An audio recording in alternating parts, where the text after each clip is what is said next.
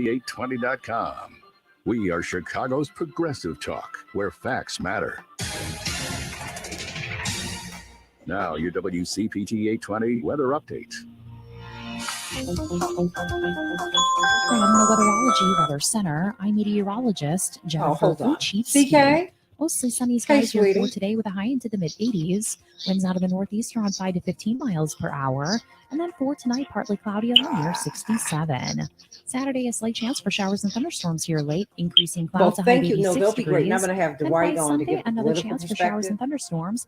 Cloudy skies, a high around 86. But also, that's your when you get latest to where you're Chicago going, weather update. Would it be possible for you to give Currently, like a it's 5-minute This is John Daniel, overview of what President happened and at the Business NBA Manager this of the Sheet week? Metal Workers of Smart Local Okay, 265. I need you to do Workers it across on Illinois shared a camera victory so that last we can put it November on when the the Workers' broadcast Rights tomorrow. Amendment passed. There are some who believe that this was for the sole benefit of unions. Although unions brought it to the table, we did it for the benefit of all workers across our state. If you work at a coffee shop, a sheet metal shop, or a corporate office, I'm going to get all workers deserve a safe and respectful workplace, a fair living wage to raise their families, affordable and expansive health insurance to protect their families, we've got to connect what and a we're doing dignified to retirement at the end of their working career. And so I need Unions to talk fight with you every about day this for those transition basic too, rights. about, This how important you think I can best continues to contribute. families across many other states, And a couple of including other things that are on the and horizon. unsafe I need your advice on. conditions. I really need There was to a lot speak of to you buzz today or when this tomorrow. amendment was up for a vote, but I believe the real Okay. buzz should be now. Let's celebrate a win for the working class. Learn more about us at smart265.org. Let me know a good time and I'll do we're it. live here outside the Perez family All right, home. honey. Thank just you. Love waiting you. for the- Bye-bye. And there they go, almost on time this morning. Mom Do you is have all the coming out numbers you front need, door Alex? strong with a double arm kid carry. Looks like Dad has. I believe so, but let me double check. Okay. Because I don't know But the if I diaper think the bag wasn't congressman's number closed. should be on there. Diapers and toys are everywhere. Ooh, Yes, I have a 312 number for him. Okay, very the good. perfect car seat buckle for the toddler. Okay, I we're checked the up sound on. with the pastor. He sounds good. He does? And you Okay. sound good as well on the Facebook. Ooh, hallelujah. Okay, hey, y'all. I am gonna be I'm gonna be off on Monday and Tuesday, taking for the first time a little personal time, but actually I have some work to do. That's a shame. That's that how it mug was a works. fan favorite. Don't sweat the small stuff. Okay. Just nail the big stuff. Great. Like making sure your kids are buckled correctly in the right seat for their age and size. Learn more at nhtsa.gov/the right seat. Visit nhtsa.gov/the right seat. Brought to you by NHTSA and the Ad Council. You're listening great, to great. WCPT 820, because facts matter. I'll be honest. So we have about 3 minutes or the first 2. few months were tough. We have 3. Okay, military, great. I Thank you was so much. Excited for a fresh start. You're welcome. Okay, thanks. Civilian life has been harder than I thought it would be. Figuring out a new career while also being a good mom, wife, and friend. Some days I'm barely keeping my head above water. And with the transition and everything I'm juggling, I'm spread too thin. I finally realized that it's hurting my mental health. To get back to enjoying life again, I needed to get help. Opening up to someone was a big step for me. I saw that I'm not alone and that there are tools to help me overcome what I'm going through. With support, I feel like I'm heading in the right direction. Discover how other women veterans like me have learned to thrive after military service by taking care of themselves and their mental health. Visit maketheconnection.net/women veterans. Hope you enjoyed your meal. And I just want to say, Pastor you're lucky to Brooks have a brother like and Alex, Yes. Lucky. did you know that Caring the for my strength of brother gravity is varies far around the from easy. world? The Waking gravitational up every pull day, is different in lifting him different from the bed places. to the wheelchair to the If car. you have to getting to mountains, therapy on you have a time, stronger it's gravitational no small pull. task between the But if you doctors and have the oceans, diagnosis. it's a weaker But pull. nothing can disable this love. That is Ah, interesting. interesting. Isn't that interesting? My hero. He's part of me. You know what, Santita, you are scaring me. No. So I'll be Don't be his. frightened. It's just, you See, this there's is no where you time see for God in tired. everything. This starts again tomorrow. He'll be waiting for me. Santita, that's why you're scaring me. I know Watch what this. That is the part of the scripture today. Okay, Even though I fantastic. need help now and then. I was looking through some That, I headlines. promise you, AARP.org. your chills just went all the way to my body. Or call I just saw some headlines and I said that is one that I'm going to pull. Support for your I pulled strength. some things Brought that to you by what AARP some people and the call Ad Council. esoteric, a little kind of off the See beaten that path, little but bookstore window. they Chances are it came I'm from, always probably looking. a breeding facility. 1 minute. Okay, all right, everybody. Let the words of our mouths and the meditations of our hearts be acceptable in thy sight. Oh Lord, our strength and our Redeemer. Millions of wonderful Gonna have a great show today. To the killing of more than 9 Yes, let's have an awesome show. Amen. An awesome simple show. choice Thank you you. can help just by deciding to adopt instead of purchase your next pet. Animal shelters are full of amazing pets looking for a home. When you adopt your new best friend, not only are you saving a life, you're taking a stand against 30 seconds. Okay. When your friends see the smart choice and impact you've made, they adopt their next pet and share with 5 of their friends, who share with 5 more. Before long, thousands get involved. Pet stores stop selling dogs from puppy mills, and even more lives are saved. And with your help, we can save them all. 10 seconds. Bestfriends.org/puppy mills to learn more. Stand by. To WCPT Thank you for that 820, count, Alex. because That's facts great. matter. You're very welcome. Change the world, change the world. We can change the world, we can change the world, change the world. This is the Santita Jackson Show. War and hate to a place of love, it's not too late. Gotta save the children, we can't wait. Let's change the world. Hey everybody, welcome to the Santita Jackson Show. It's Friday, August 4th, 2023. I am Santita Jackson. It's a joy to be with you today, coming to you from WCPT 820, the nation's largest progressive talk radio station, and AM 950 radio, the voice of progressive Minnesota, soon to be bringing a couple of others aboard. I'm so excited about that. And then, of course, we are on YouTube, on the Santita Jackson Show YouTube channel. Andre Parker got there first, and then Robert Williams, and then Dave Dowling. And so everybody, please get on over there to meet the Morning Stars. Of course, still sending so much love to Stanley Davis, one of our founding Morning Stars who made his transition. But we rejoice in all that we've been able to get from Stanley, and let us love and appreciate each other and let each other know that we do that today. Hope you'll meet me at Rainbow Push tomorrow morning at the regular Saturday morning forum. Of course, starting we get there about 9:30, but things begin at 10 a.m. We don't want you to miss it. 930 East 50th Street. Please join Rainbow Push. Go to rainbowpush.org and call us at 773-FREEDOM. You know, we've got these programs for our young people, for our youth, for our children. And we really are doing a lot of education with respect to the civil rights movement. So let's get right to it, everybody. Let's talk about the Trump arraignment yesterday. Was he arrested? Was he not arrested? Different reports say different things. They say he received a summons, therefore he was not arrested. If he had received a warrant, he would have been arrested. Was he fingerprinted? Some reports say yes. Other reports don't mention it at all.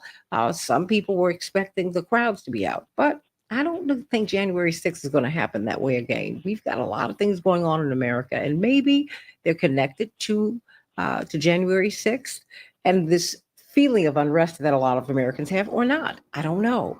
So what do you think about the arraignment yesterday? It was the first time that you heard an arraignment with respect to, or should I say, an indictment directly connected to January 6th.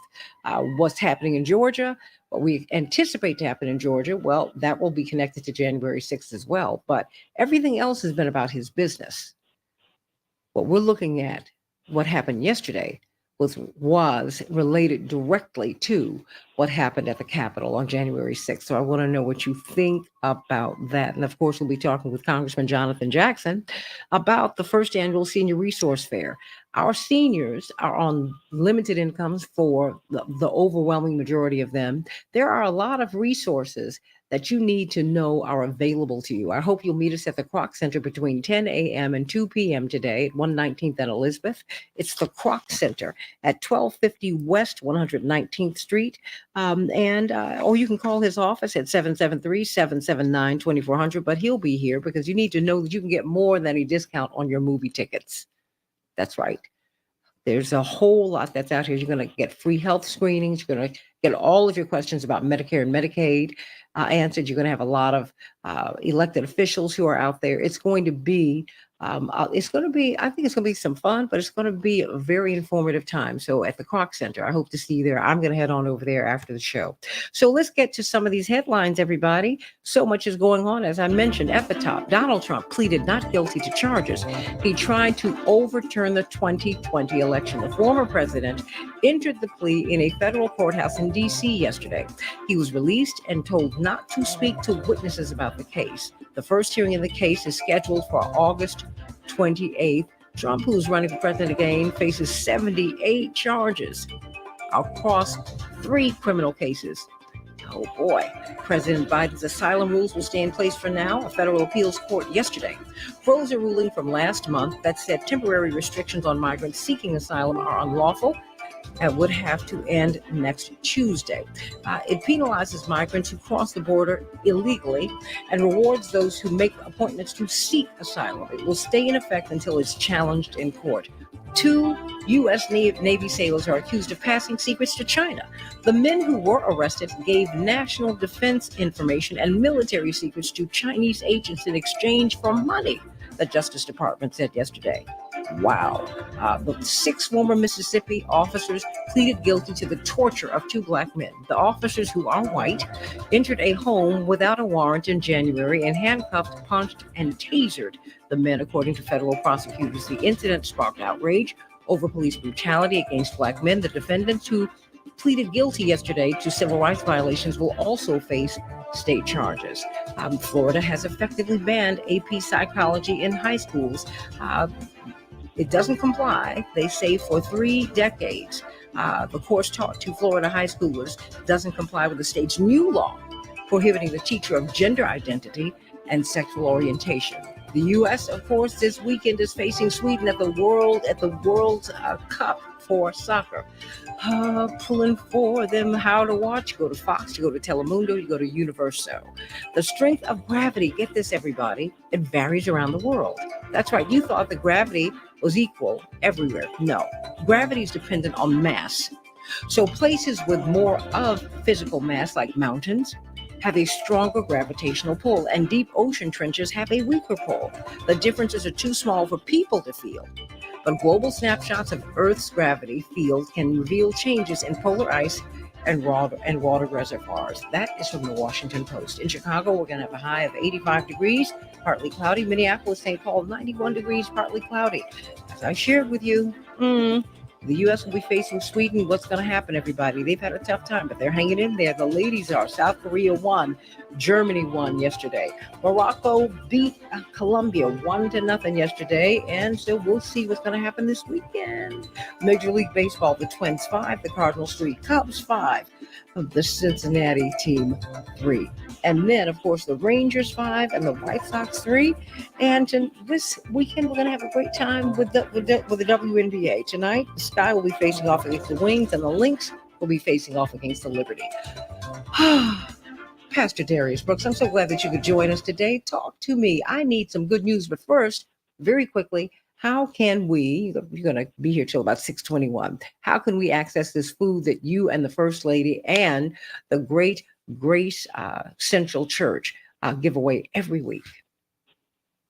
Santita, I'm excited. Every Tuesday from 5 till 7, we give away food to 200 to 600 people, and on Wednesdays for seniors from noon till 2. Every week. If you know anybody who needs food, y'all, we're here to serve. I'm excited about this. Every Tuesday from 5 till 7 at Grace Central Church, gracecentral.net, and every Wednesday from noon till 2. And Santita, we give $200 to $300 worth of food, baby, chicken, fish, hams, yams, fruit, vegetables, cheese, butter, milk, eggs. I was in the store the other day. Eggs was $9. You got to hear the words that are coming out of my mouth. Y'all, we do this every week. So if you know anybody who needs food, on Tuesdays from 5 till 7 at Grace Central Church, gracecentral.net, and on Wednesdays from noon till 2 for the seniors so they won't get out in the evening. Santita, I felt chills this morning when you gave that definition of gravity this morning. You had no clue that this was a part of the message today. Oh my God. When I tell you I got chills for real, I say, God, he says, listen, I'm connecting the dots. Santita, interpret the season. God is connecting the dots. All of us who are strong, we got to stay with the strong people so we can change some things. That's how this thing is going to go. Titus 2. 7 and 8 reads as this: in all things, shewing, SHEWING, thyself, watch this, a pattern of good works in doctrine. Shewing, here's that word again, incorruptness, gravity. I'm going to explain this in a minute. The gravity around the world is different. And he says, when you're dealing with this gravity situation, be sincere. Stop playing with it because it's important. Here's the most important scripture, Santita. 8 says, sound speech that cannot be condemned, watch this, by the contrary part may be ashamed, having no evil things to say of you. Or, Santita, you and me, or whoever we are, standing our ground about what God says, we won't be condemned by people who are not doing what's right. We're going to stand our ground with our sound speech. Santita, before I get going, because I'm about to bust, I'm really excited about your program. Keep going. You are touching and changing lives. I know sometimes it's hard in the morning getting up, Santita. Hear me. You are touching and changing lives. Stanley Davis was one of them. One of my friends. We talked after the thing. Yes, sir. You are, and even if they don't talk to you or email you and text you, Santita, know that you are changing lives. I want to use for a thought, if I had to this morning. At my best, here's how I'm blessed. At my best, here's how I'm blessed. Santita, when you forgive someone, it does not mean that you have to or will ever trust them again. There have been people in my life that have betrayed me, but I doubt that I will ever trust them like I did again. And let's be clear, I have forgiven them, and God ain't going to stop blessing them. But them, whoever they are, prayerfully with a God-only transformation, has to be given Dr. Knighton is on. To, by, or with someone else. It's called getting over my hurt, putting myself in perspective, making sure I'm creating a newer kind of life for me, and they will as well. You have to take control of your situations with and through only the Word of God. If you spend time listening to yourself and the crazy stuff, the reports, the stories of others, families, and relatives about what happened yesterday, not a criticism, just an observation. Those that have died, the good old days, what I did to you, what you did to me. Somebody say past. No new ways is in our view. You might as well go on ahead and plan your funeral, because none of these things in Christ today presently can do anything about where you and I are right now as we speak. Here's the topic. At my best is how I'm blessed. Your very best at the end of the day is how you utilize this scripture, what we're talking about right now, God's word, to your God-given life and create it every day for your very best. There's some things you got to let go. You got to really do it for real. I got to close, Santita, because it's 6:20. Santita, gravity around the world is different. You just said it's based on every mountain mass. My point is, whatever you're doing, God says, bring that thing down to the ground in your own way, so you can make sense out of your steps and make sure God's promises is for your life. Okay? There are times that you will not pay attention to God, his word, but you best believe he's paying attention to you, your faith in him, and how you trust him, and how he is really your lamp unto your feet and your light into your pathway. He'll penetrate your heart to let you know he is not in control. He is in charge, but he gives you the control to put that thing to the ground. Make sure it's in the areas you can handle. Wait a minute, put that thing to running and make it do what it do. Amen, amen, amen, amen. You know, I heard Dr. Camille Hanks Cosby, Mrs. Bill Cosby, say many, many years ago that forgiveness is a gift that you give to yourself. Yeah. And it's not for someone else. It is for you, because you don't need to carry that on you. No. I love it. I love it. I love it. Do it for real, though. For real, Santita. Because watch this. A lot of people really say they're forgiven, but they think about it all the time. People of God, if you're thinking about things all the time, you have not forgiven, nor have you let go. Thank you for that. Yep. You got to let go. Let go, let go, let go. Sending you so much love. The address of your church, and how can we worship with you on Sunday? Grace Central Church, 10216 South Kitchener Street, Westchester, Illinois, 10:30 till noon. We on time, and we start on time unless the Holy Spirit say different. 10216 South Kitchener Street, Westchester, Illinois, right by Hillside, Maywood, and Bellwood. And we love you and would love to see you worship us. I love it. I love it. We love you, Pastor, and we love the First Lady, and I love that magnificent church that you have. What a beautiful church family. And Miss Dasha, well, college co-ed, sending you so much love today. You know what? I have got Dr. Shanina Knight, and we're going to have to get her out to your church because she has a lot of information to share. I love her. Oh, you know, I love her too, and she's right here with you. So go on and take the love, Dr. Knighton, because you deserve it. Oh, I know, and thank you so much. And I was gonna say, I say this all the time. It's the message for me, but it's always the laugh. Well, you know, he has so much joy. So I greatly appreciate it. Yeah, he has so much joy. And I can tell though. Yeah, and there's something to be said. Let me ask you, how does, just before I ask you this question about AI and mammograms, how does your attitude determine your altitude when it comes to your health?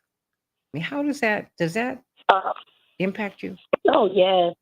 There's a numerous amount of studies that actually discuss the correlation. And so it's self-efficacy, it's resilience, it's with something called patient activation. And all of those concepts deal with the fact that if someone is resilient enough, if they're resourceful enough, if they feel empowered, if they feel engaged, then they are more likely to have better outcomes as it pertains to their health.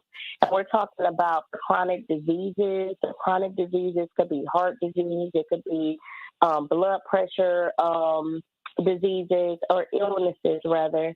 Not disease. I hate the word disease for some reason. It can be, some sort of lung illness that you have. And so when you're able to realize how empowered you are and you don't let the health condition be notorious over you or victorious over you and you're victorious over it, then it changes how you approach your health and it then changes your outcomes, which we know some people are able to successfully live with diabetes without any complications because they feel that they are in control of their health, whereas an individual that may feel out of control with their health may be more likely to have more consequences as a result of not feeling more in control of their health.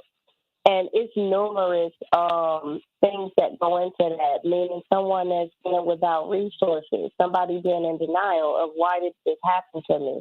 So there's a numerous amount of reasons of.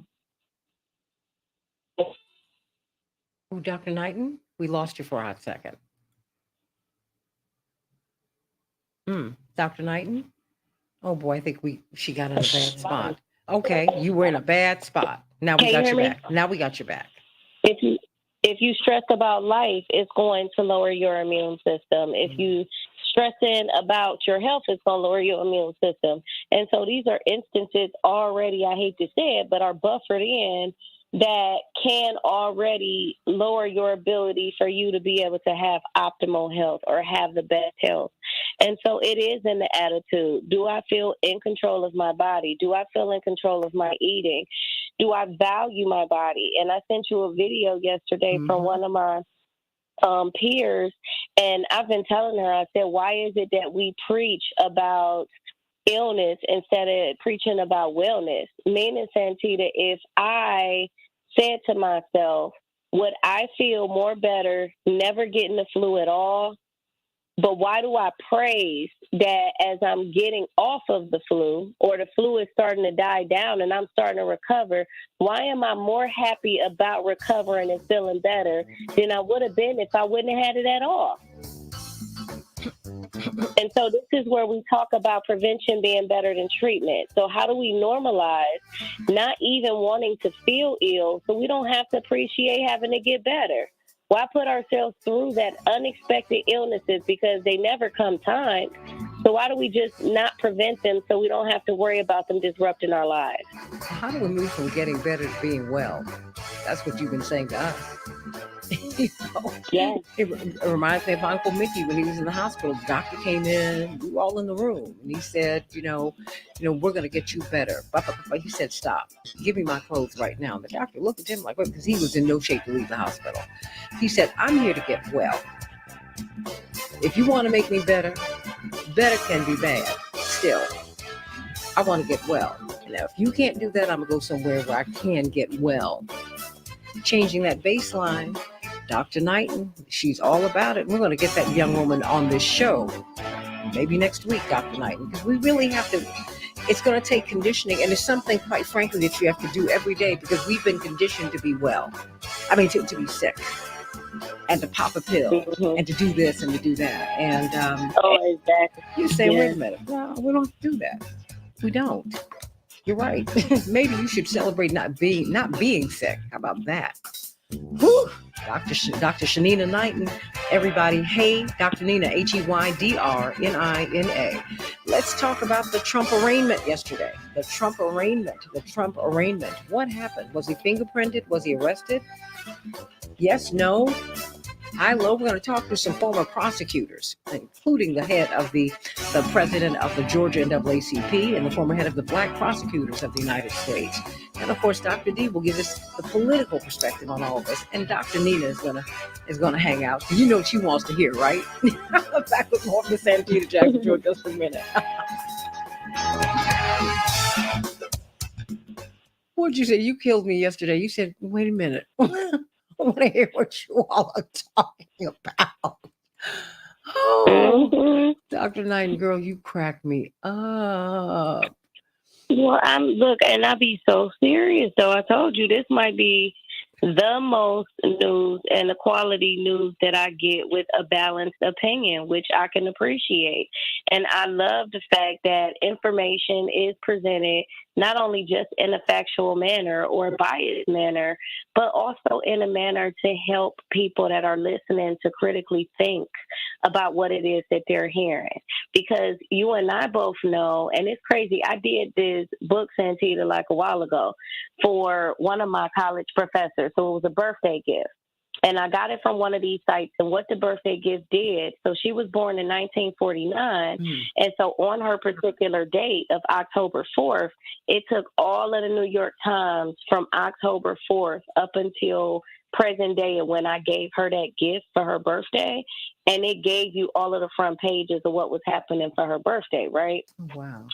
So what was interesting about the newspaper then and the newspaper now was that there was not this biased opinion, meaning it would have said a drone hit the U.S. And you can tell that at some point it switched to a horrible drone attack. And you could see these adjectives that change, which would sway the emotions of people. Whereas like back then, that tone wasn't necessarily there. And so what I can appreciate about the show, you know, when you have, you know, Dwight on, you know, when you have, you know, I can go on and on with names, but I'm drawing a blank right now. Sure. But when they're on, you can hear the balance. Did I say Dwight McKee? Yes, of course. But it's a couple of them. But I'm telling you, and they're good. They're good, but you can hear you can hear people. I know my wheels are turning, meaning I can critically think about it. And I can form my own opinion based off of the information that's shared, opposed to jumping to a conclusion because there's only one narrative or there's a bias being shown. So I just want to say kudos to you for being able to ask questions that will then allow them as experts to be able to provide their take on it and their expertise, which then helps us to be able to say, oh, okay, well, that makes sense. Oh, well, that's stupid. Why would they do that? So I'm able to now come up with a different opinion based off of what it is that I'm hearing. Oh, I mean, I thank you for that. I just want people to think. And Dwight, you there? Thank you for that. Appreciate it. That's why we do this. No, you're welcome. So I have an appreciation for it, and I'm just telling you it's refreshing because you and I both, we all know that it's very rare that you're going to go to outlets that will allow that dialogue, you know, from different sides. But it be done. Mr. McKee and Attorney Lamar on. Where again, people can think on their own. A person, if you can pull them up as well. No, I appreciate that. Attorney Lamar? Yes, ma'am, I'm here. I'm glad you're with us today, Morehouse man. All day. I'm glad to be here. HBCU's up in the house. The bison. 30 seconds. The bison is here. The bison is here. Yeah. I love it. Oh yeah, we're gonna have a good one. Oh, I can't wait. I cannot wait. We always used to love when when Morehouse would come on spring break because they'd show up at Howard, and we were like, "Oh gosh, they're here!" Is that crazy? 10 seconds. We love to come up there. Oh man, I'm telling you, we loved it. We're like, "Oh, they're here." Why? Stand by. Okay. Here we are, everybody. Change the world, change the world. We can change the world, we can change the world, change the world. This is the Santita Jackson Show. War and hate to a place of love, it's not too late. Gotta save the children, we can't wait. Let's change the world. I am breathing. Wow. Welcome to the Santita Jackson Show, WCPT 820, the nation's largest progressive talk radio station, and AM 950 Radio, the voice of progressive Minnesota, adding stations as we speak. So excited about that. Everybody, please head on over to YouTube to the Santita Jackson Show. If you can, Kenneth and Daryl and Jewel, please go to the Santita Jackson Show YouTube channel. Dave Dowling is already over there, as is Andre. A lot of you are going over there, so please. And Carol, and like and share. Like and share. Joyce, please like and share. Everybody, like and share the show. Please stop right now and like and share the show with at least one person. And call me at 773-763-9278, 773-763-WCPT. Want to know what you think about the mounting legal challenges facing former president and leading candidate for the Republican nomination for the presidency of the United States, former President Donald Trump. He was arraigned yesterday in Washington, D.C. Why is that consequential? Well, it's in Washington, which is a big deal.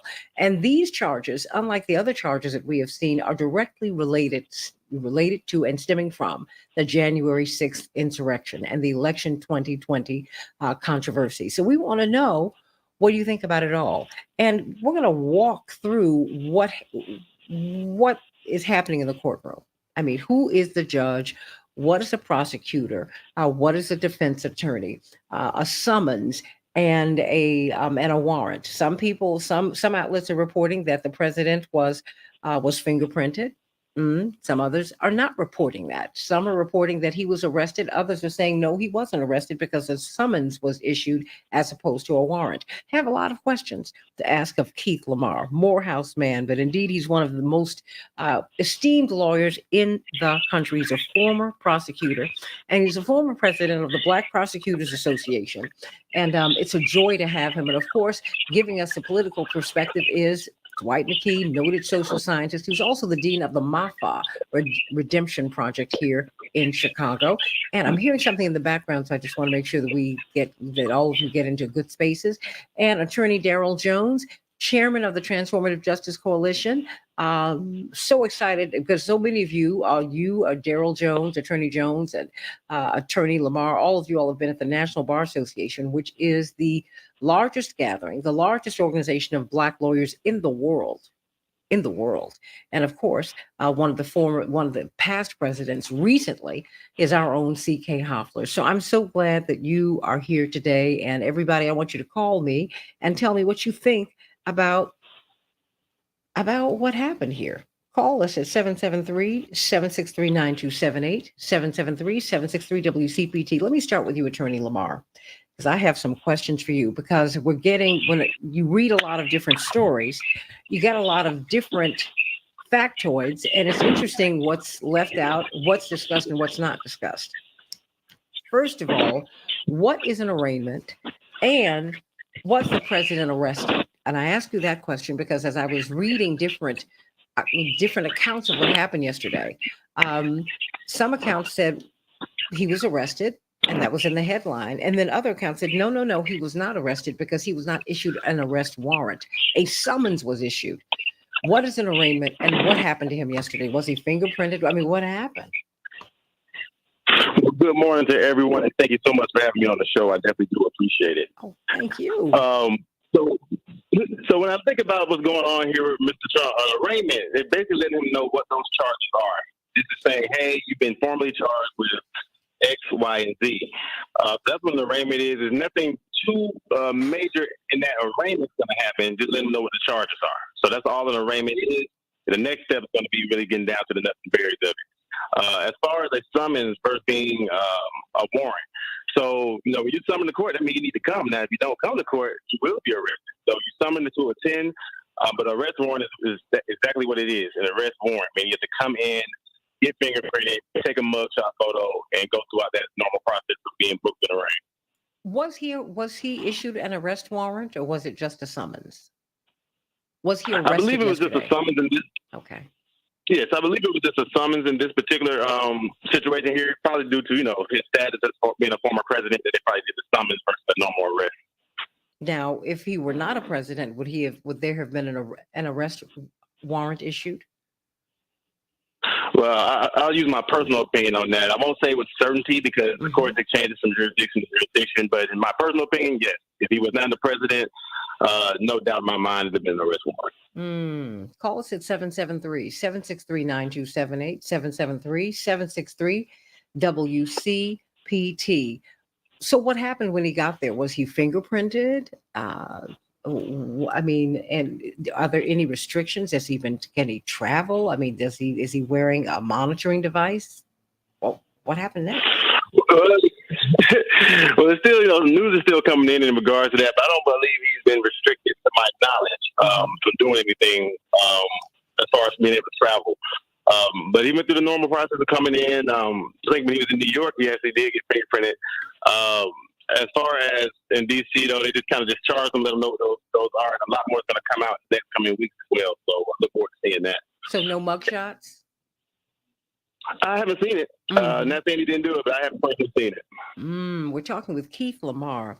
He is a former prosecutor, one of the most esteemed lawyers in the country, former head of the Black Prosecutors Association. And we're asking, trying to get the nuts and bolts, because I think we're being pulled into this process, Attorney Lamar, but I need to know what an arraignment is. It all sounds very serious, but we specifically need to know what they are, what all of these processes are.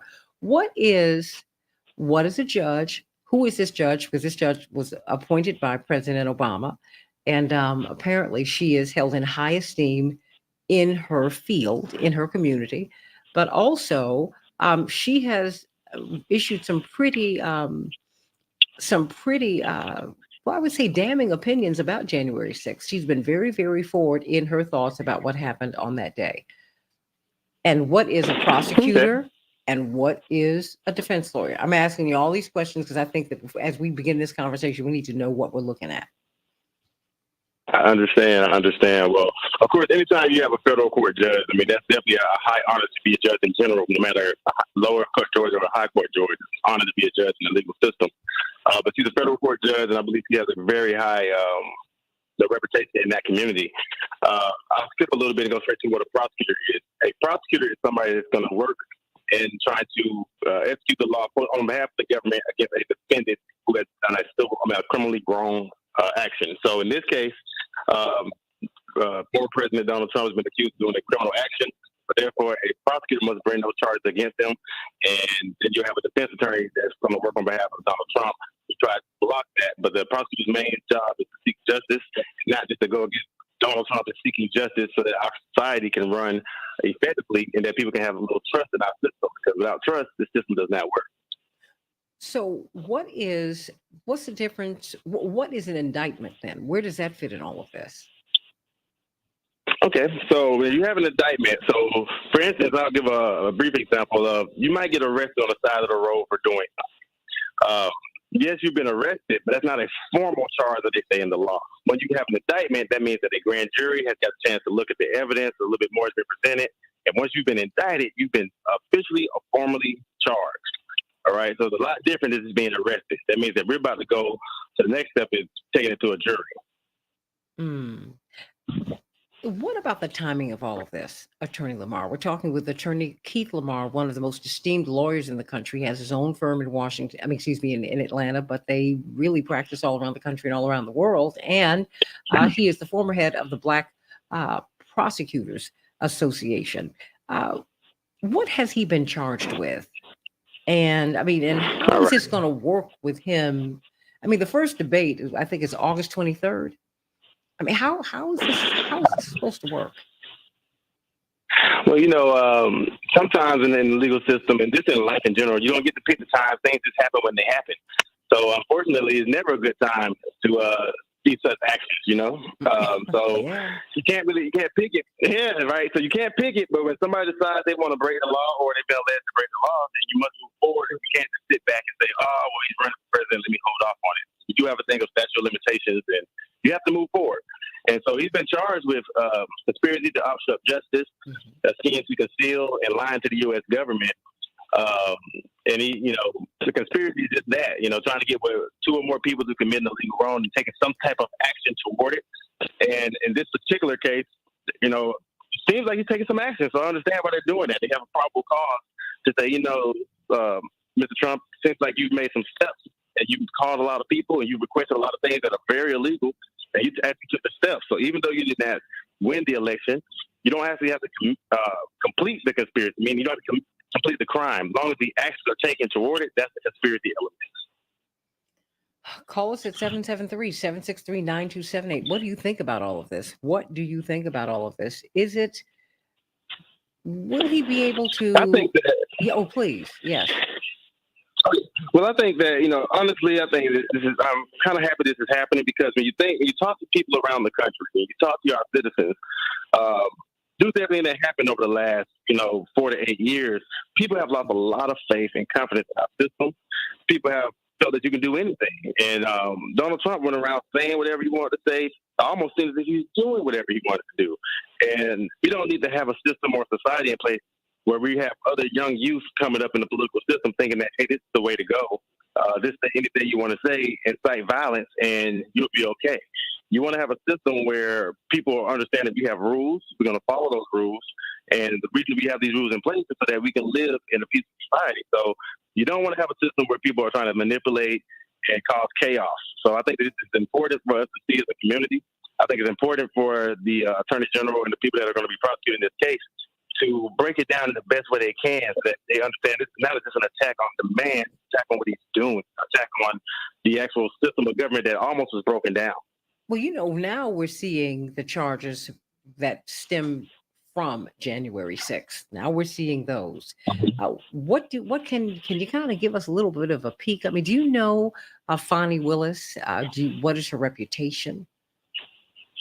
Oh, yes. Well, Funny is, I used to work with Miss Willis, and she's a very good prosecutor, a very good trial attorney, actually helped train me. So I think she's a very good person in general, and she's going to be fair.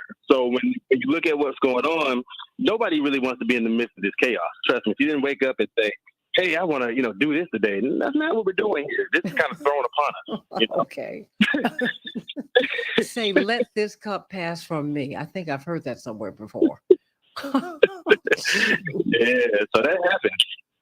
Well, and so when I think about these cases, that's just a role as a prosecutor. It's very, I think prosecutors, they do get a lot of slack out here in the current society, but it's very important for us to have good prosecutors. It's very important for people to understand their role because prosecutors are people that help us have a good society out here. There are some people in the world that will try to take advantage, and I think that everybody should realize that. And so, as a prosecutor, we don't get to choose the facts. The facts choose us, and we just have to present them to you. We're talking with Keith Lamar, Attorney Keith Lamar, former head of the Black Prosecutors Association, former prosecutor. Indeed, he was trained by prosecutor Fani Willis, who we will be hearing from within weeks, if not days, with respect to the Trump legal challenges. Attorney Daryl Jones, what do you make of what happened yesterday?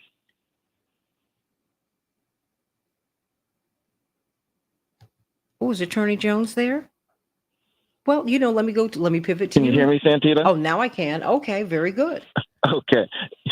Santita, I tell you, I say, if you're Donald Trump and you're waking up this morning and you're looking at what's going on in your life legally right now, you see this black woman in Georgia that is hot on your trail, a black woman in New York that's got you by the tail, and now you have a black woman judge that you've just come up to face. And let me tell you, Judge Chukin in D.C., she, much like Brother Lamar was just describing, she's not, a rookie at this. She's the one that's handed down one of the most stiff sentences in dealing with January the 6th and the rioters. So he's got to be concerned about what he's seeing right now. And you got to remember, she also put a charge to him before he left the courtroom about interfering with the process. If he interferes with jurors, if he tries to intimidate any of the witnesses, that he could be certainly brought in and put in jail. So she's not playing with him. So I think that when you start looking at this and you're Donald Trump and you're opening your eyes this morning, and you're thinking about where you are, he's in a very tenuous spot. And you got to remember that a lot of the people that he was trying to suppress, the votes that he was after to stop, was what? Detroit, Milwaukee, Philadelphia, those that have heavy concentrations of African-American voters. So I think he's looking at all of that. He's looking who's prosecuting him. He's looking at the judge that he's going to be afraid in front of, and he's got to be very concerned as well he should, because as Brother Lamar was laying out, the judges, the prosecutors here are all very skilled, and they're not playing with him, and they're coming straight at him. And I just think, my opinion is that he should be very concerned this morning. How hard will it be for him not to discuss facts with witnesses? These are some of the people who quote some of his closest allies and friends. You have a caller. Yeah, it's going to be tough, but you got to remember, it's also some people that he thought were allies and friends that are turning evidence against him, that are testifying against him before the grand juries. Well, that's always tough. It's going to be tough for him because you lose friends when you get an indictment. Now that's them is the facts. Well, I always warn people that your worst enemy is your best friend, right? Because they know the stuff.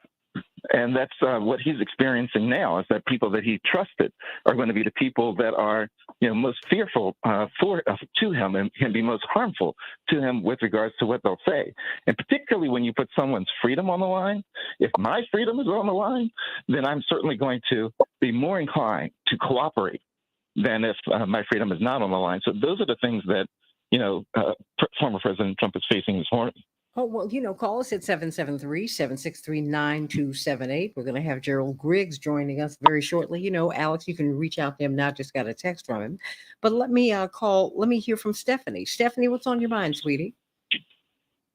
Hey, good morning. This is a teaching moment where we can sit down and teach civics to our own children, even if the schools don't want to or don't. Sit our children down, tell them about what is going on, and don't, make it to the age appropriate. But let them know that no one's above the law. Where I live at, I have a mayor. We call him Baby Trump because he acts just like him. He's a dictator. And so we are trying to teach our children. I got a club called the History Mystery Club, and we're teaching world history on our own outside the school. And we're going to teach civics and law. So everybody, and then watch out, because Thanksgiving is going to be very contentious in many families with this man being indicted, and Christmas. So, and you've got to watch out for these lone wolves who want to exact revenge against him. So keep your eyes open. Everything opened in 2020. 2020 is perfect vision. We all see now. All of the history, everything has come out since 2020. I think it was a prophetic year. So keep your eyes out, teach your children, and keep safe, because we're in a world we don't even know how to navigate, because it's never been in this situation ever. There's a lot going on, so Ms. just Stephanie. tell people, say prayers and do whatever you got to do to stay safe. That's right. All right, good morning. And that's right. Even though they've taken civics out of the schools, Dwight McKee, it's right before us right now. What do you make of yesterday? Well, I think hold yesterday. On. No, well, I thought you were gone, Miss Stephanie, but I got about a minute for you, Miss Stephanie. Oh no, yesterday I thought was great because it's the beginning of teaching. That's all I'm saying. Okay. Well, Dwight McKee, why don't you speak to what happened yesterday? What about the political consequences and fallout? Well, I think you gave the greatest actor in the world, the biggest stage in the world, and is going to only enhance his run for the presidency. You can't have nobody's above the law, but you can't have two sets of rules or two sets of laws. And what his crowd and what many Americans are looking at is the contrast between how they're dealing with him and his issues and their real issues, and how they're dealing with Biden and his son and those issues who are also real issues. So you've given the greatest act in the world, the biggest stage in the world, a legitimate script that he can read off of. And the script is, I'm being prosecuted and persecuted, and I'm doing it for you. And that's why I started the conversation a month ago by saying, please don't turn Attorney Griggs is on. Martyr. And that's what I'm seeing. His poll ratings are going up. His support is going up because people think that this is manufactured for the pure reason of getting him out of the race. We would have done better by letting him run and lose and then charging him. And so it would not have looked like a political assassination. So hold on, let me what it looks like now. Let me get clear. You're saying that given what happened on January 6th, 2021, you should have had the investigations. You should have held up everything until after the 2024 election? Absolutely. Because then he would have legitimately lost the election, or hopefully have lost the election, and this would not look like a witch hunt. And it would have taken that factor off of the table and would have neutralized much of his new support, which is coming from the fact that they think that this is a justice system that has been weaponized for the pure intentions of not allowing him to run. So they see that as a violation of the people's right to choose. Had he run and lost, then you could have said, we gave him right to, he ran, he lost, and now we can charge him with all of the crimes that we think that he did. And it not look like a political assassination, which is what it's beginning to look like. You keep charging him, impeaching him, taking him to court. The impeachments they've lost. This trial, the next trial, is fairly nebulous, and the next trial involves things that both he and the present president also did, who's not been charged with it. And so it just looks to the outsider, to those who are not as sophisticated as the lawyers that you have on your show today, it looks contrived. And it looks like it's the fear of Trump that Biden really can't beat him. When you look at the polls, in many polls, Trump is leading Biden in the polls. And so since it's Biden's administration that's involved in this situation, people are saying this Biden is afraid of Trump. He's trying to take him out. And that's why they are rushing for a speedy trial. They want to try to take him out before the election, and it's because Biden has weaponized the Department of Justice, and they're using it to take Trump out. And many, many, many Americans are beginning to feel that way. And if you look at MSNBC, it will confuse you because most white Americans who support Trump, don't watch MSNBC. You have to watch Fox. You have to watch the international networks to have a better sense of how the true blue patriotic quote unquote American feels about this. They don't feel the same way we feel. Attorney Gerald Griggs, I cannot wait to get your take on this. Of course, he is the president of the Georgia NAACP, former prosecutor himself. I cannot wait to hear what your thoughts are about this. Because what I'm beginning to see online, Attorney Griggs? A growing number of black men who support President Trump. Now Dwight McKee is not a Trumper. In fact, he and Cornel West are extremely close, and he's been helping him with his campaign. But he's a social scientist. So it's like, wait a minute, we've got to look at these facts. We got to take our emotion out of this. I cannot wait, Attorney Gerald Griggs, for you to respond to all that you've heard. What is going on, everybody? Oh yeah, I knew you got a lot to say. A lot to say. I've got about a minute before we go, and I promise you I'm going to give you runway when we get back. What say you in this last minute and a half before we go to break? The last minute, a minute and a half, no one's above the law. And President Trump allegedly violated some of the most important laws of this country. So the Justice Department has not been weaponized. They just dragged their feet a little too long to get to this point. But I understand the sentiment of non-lawyers and people who don't understand the Constitution of the United States, but no one is above the law. So do you think politically the DOJ, could they have done anything differently? After the investigation done by Congress, they could have moved a little bit more expeditiously. But we have to remember, not only did he violate federal law, he violated state law. So we're not waiting till after an election where he could actually pardon himself or dismiss these charges. We're not a third world country that allows coups to go unpunished. And so if it's going to be in New York or it's going to be in Georgia, and let's be clear, Donald Trump violated laws very differently from what these allegations of Hunter Biden and Burisma and all this other stuff. He tried to weaponize the entire system of justice against the people by trying to attempt to steal their votes, to quiet their votes, to take away their civil rights. So I understand that certain news channels like to spin things. I don't trust any of the news channels. What I trust is the law and the facts that we already know.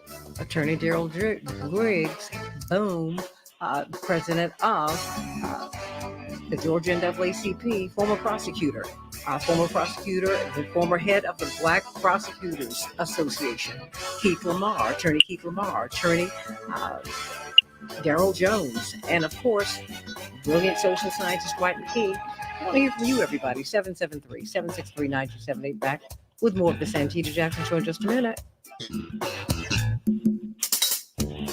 All right, y'all. Well, we're on Facebook, and Attorney Griggs, I'm so glad that you're with us today. And Dwight McKee, brilliant social scientist, Attorney Jones, Attorney Lamar, who have added, and people love the crosstalk that we have, just so that you know, during the breaks.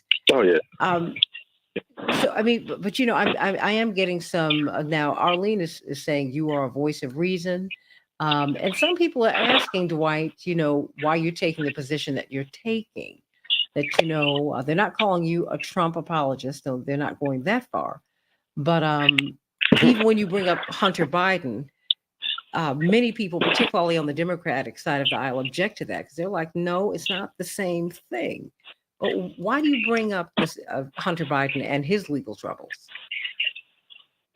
What I'm talking about, my position is not my position. It's the position I see other people taking. It's my job is to analyze what I see. And what I see is that how the country is lining up and where the facts are taking other people. Again, I'm not the cloud. I'm the weatherman. I'm just telling you how the atmosphere is taking Y'all take shape. it. There's more where that came from. And you're not the what? I'm not the cloud. I'm the weatherman. I'm not making it rain. I'm just telling you to bring an umbrella because this is where the country is going. I was the one when nobody believed me said Trump is going to lose, but he ain't going to leave. And if we don't organize around that, we don't understand what we're looking at. My job is to say, hey, here is what we're looking at, and here is how we best can organize to deal with that. Oh, you are. I'm not pro-Trump or pro-Biden. I'm pro-truth. I just tell you what I see. Pro-fact. And I agree with you, and I want to be clear as well. I'm not pro-Trump. I'm not pro-Biden. I'm pro-justice in the law. And the law was clear when they tried to change the will of the people of Georgia by saying that millions of dead people voted, or by saying that the machines flipped. And after 60 court cases, all kinds of investigations, it turned out that this was a fair and free election. So he has to be held to account. And here's the thing. Polls don't tell you what 12 individuals from Fulton County will do, or 12 individuals from Washington, D.C. will do, or 12 individuals from New York will do. It's up to his lawyers and the prosecutors to argue this in the one place where facts actually matter and drive decisions, and that's in a courtroom.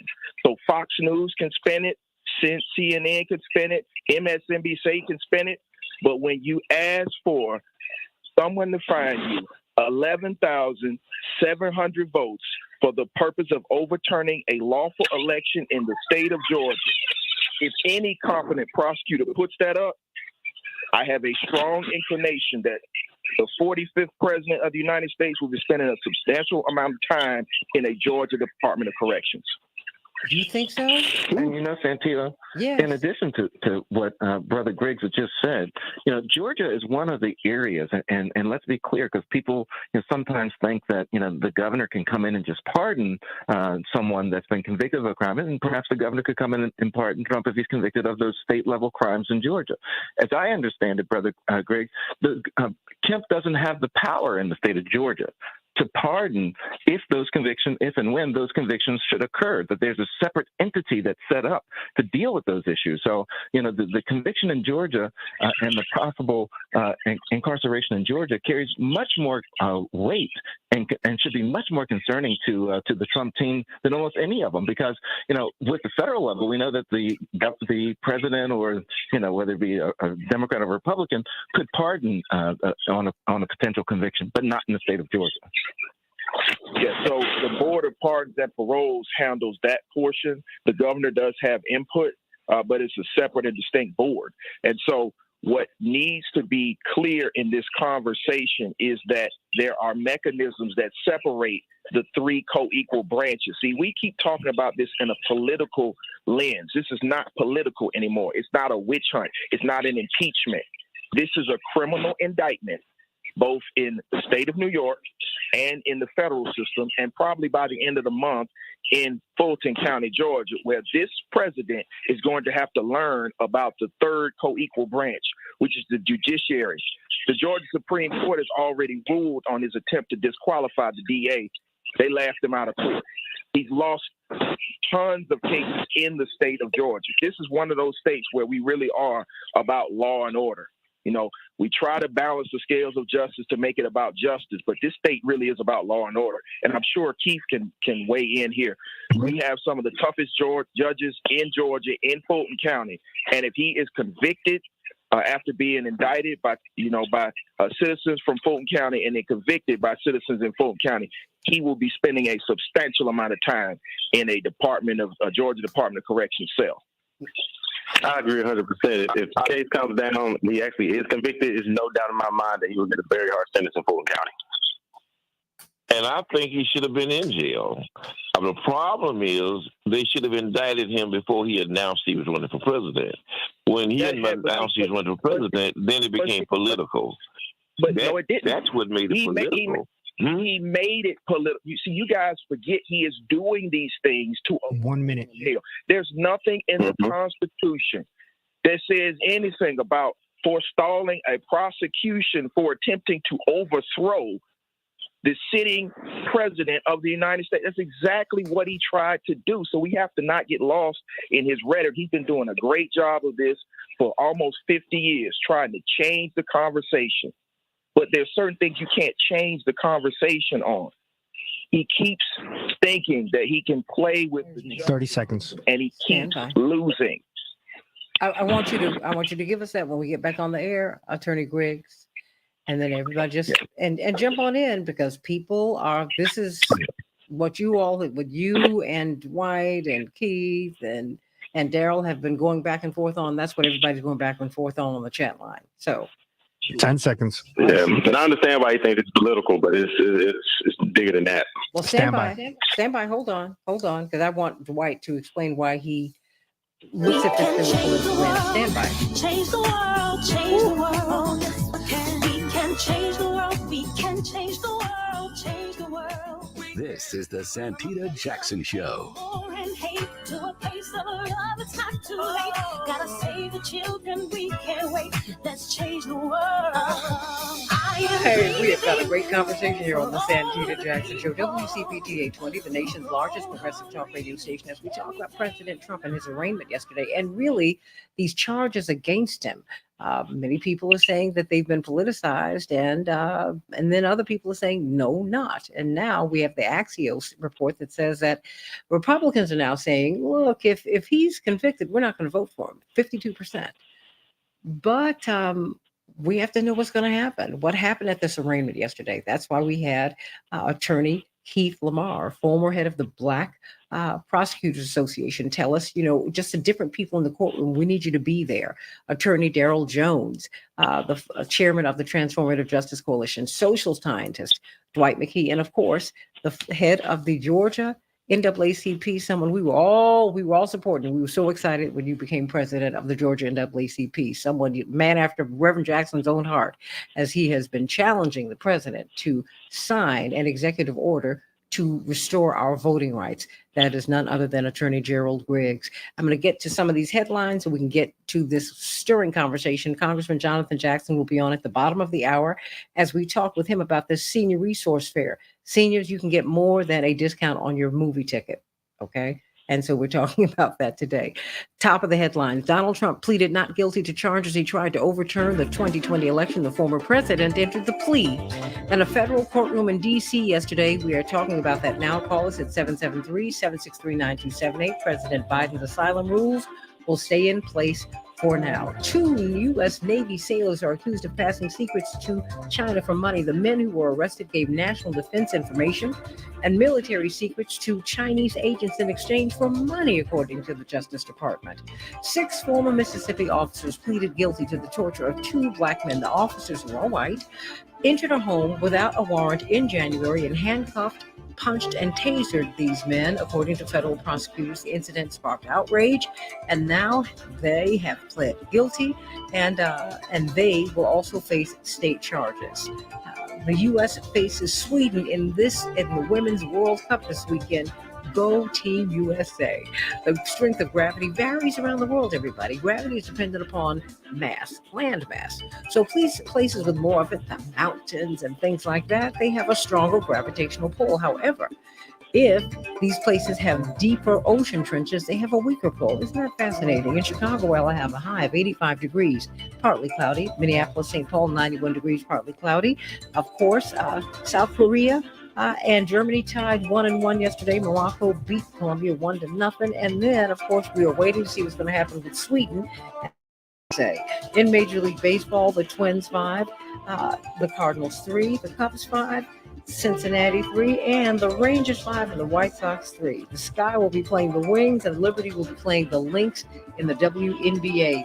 Get out there and support these ladies today, and of course, get over to the first annual resource fair. I'm going to be there from 10 to 2.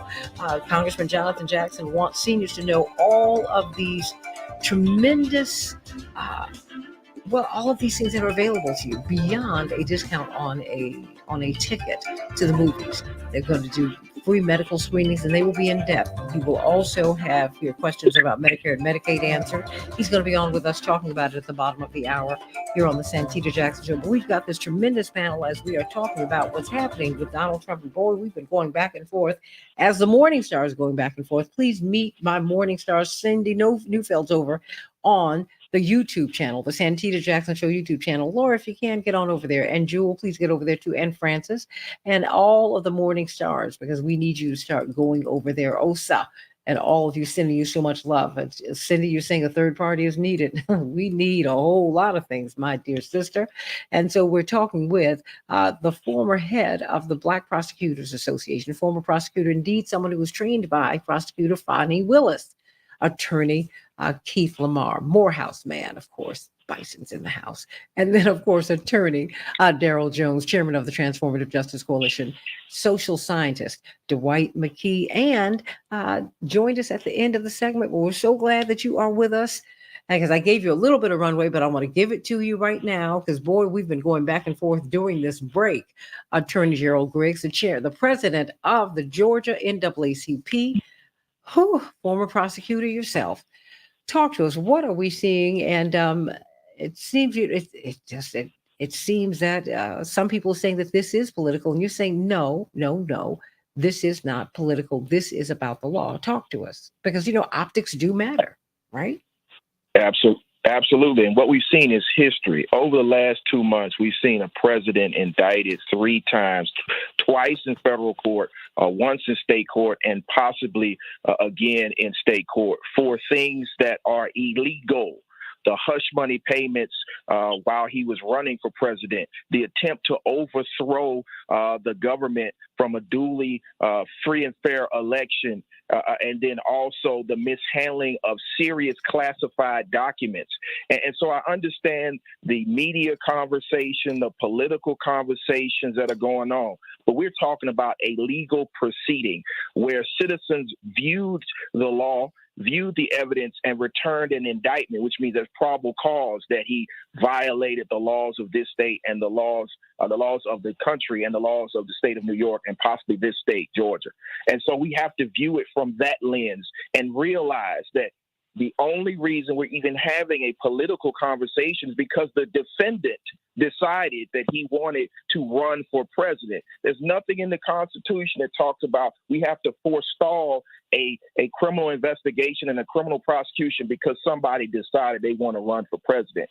We have to uphold the laws of this country. That's what many of us swore to do, and that's what this is about. When you attempt a violent overthrow of a duly constituted election, that is a crime, one of the most serious crimes. When you try to commit a conspiracy to damage people's civil rights, which is one of the most fundamental rights we have, the right to vote, that is a crime. And so we are seeing the wheels of justice turn. Now, they do turn slowly, and I would argue that it should have turned a little bit faster than this. We shouldn't have been, right at the doorstep of the beginnings of the primary season for these trials.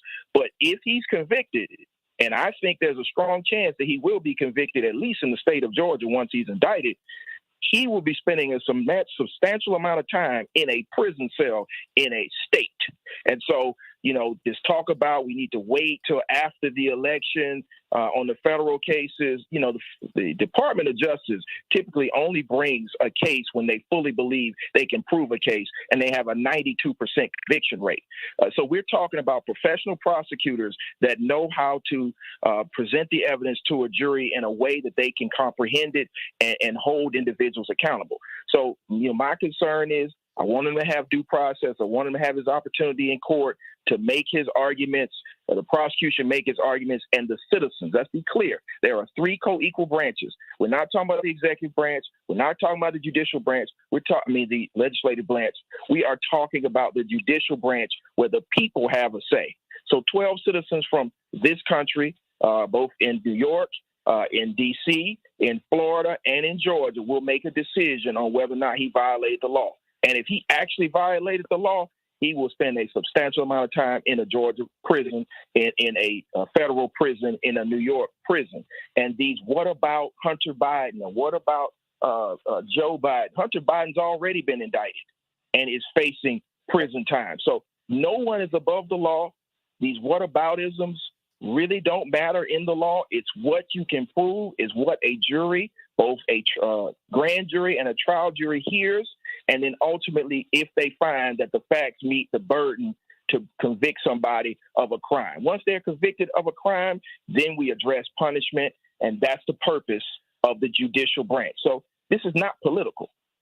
Well, the facts as we know them that are publicly available show that he attempted to subvert the will of the people in the 2020 election. He sued 60 times, and 60 times he lost.